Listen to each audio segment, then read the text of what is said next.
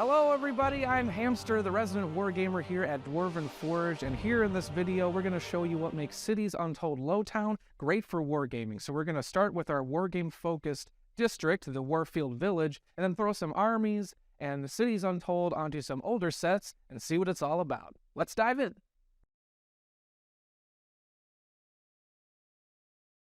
So the first build that we're going to show you is the Warfield Village District, an actual pledge that you can get from this Kickstarter.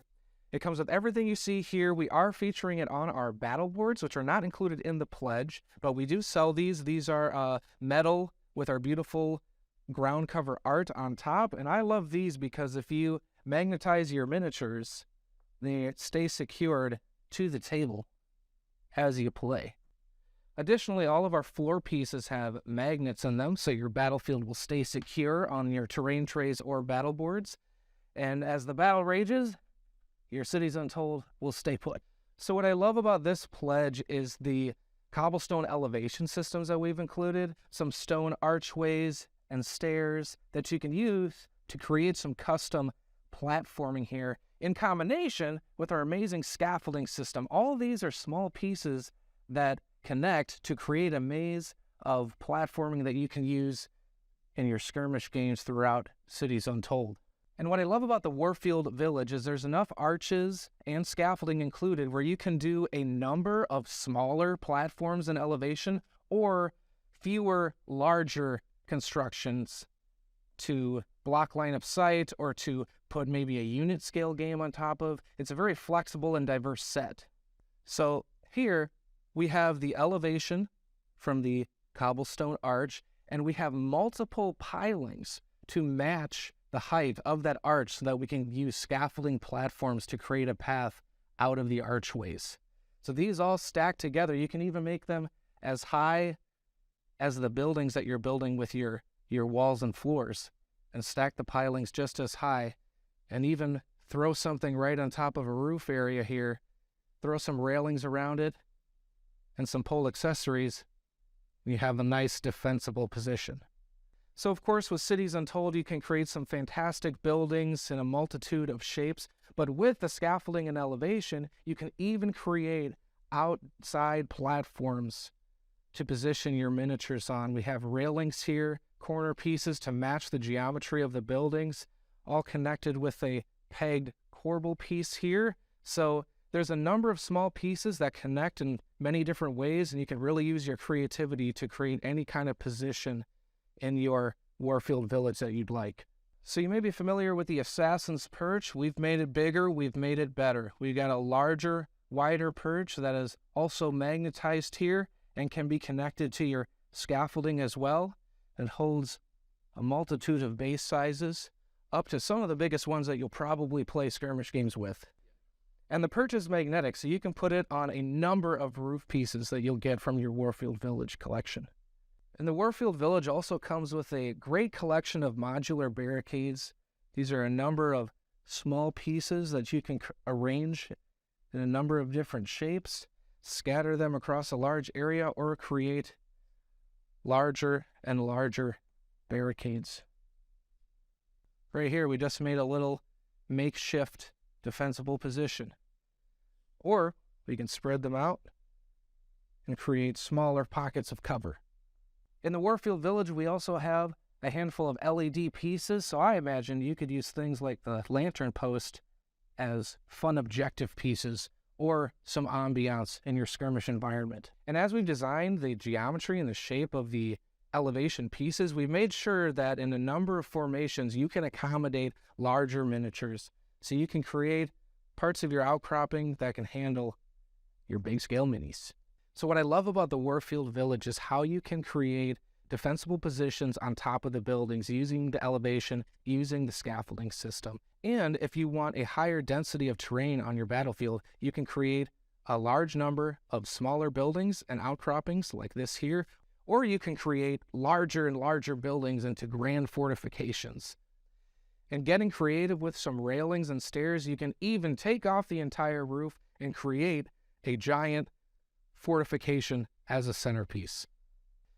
Next, let's experiment with some battlefields where we combine Cities Untold with some of our older sets and environments.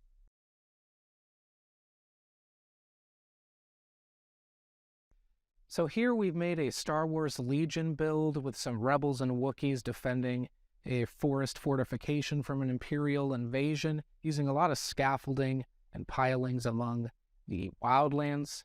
So we've started here with our stairs snapped together. It leads to this raised up elevated platform to this corner scaffolding piece that creates a branching path. And what's great about this is you can snap this scaffolding together and just shape it to any negative space that you may have on the battlefield. So you can continue these paths as many ways as you want with all your corners and angle pieces.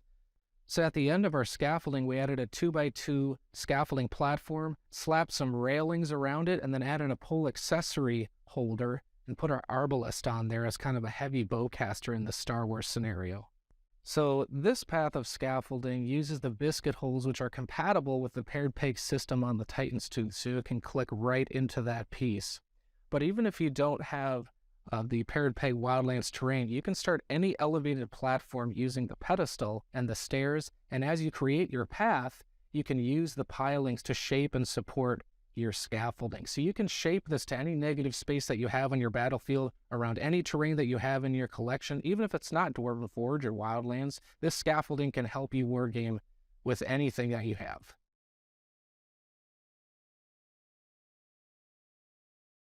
So the idea here is we wanted to put together a couple defensible positions here for ranged units to attack from afar, and then you can get your big buff boys here in some melee combat action here in multiple areas. So let's go right to the front here where we have this brand new 6-inch rope bridge, and the biscuit holes on either side are compatible with the paired peg system that we've seen on these Wildlands pieces here. So we were able to use the paired pegs to get across this gap, make a nice stable position for your miniatures. So here we have one of our first combat positions here, using a nice scaffolding platform, some freestanding walls, and all of these are just placed here.